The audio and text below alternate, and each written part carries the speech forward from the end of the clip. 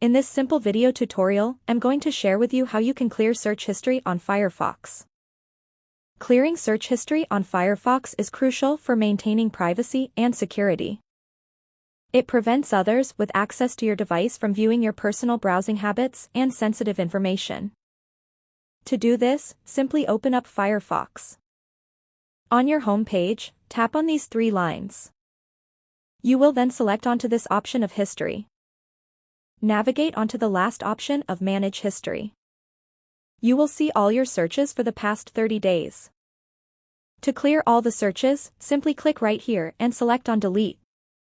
All your search history will get cleared successfully. This improves browser performance and keep your search suggestions relevant and uncluttered. That's how easy it is to delete your search history on Firefox. If you have any questions, just let me know in the comments section down below. Please don't forget to leave a like, share and subscribe for more video tutorials like this one.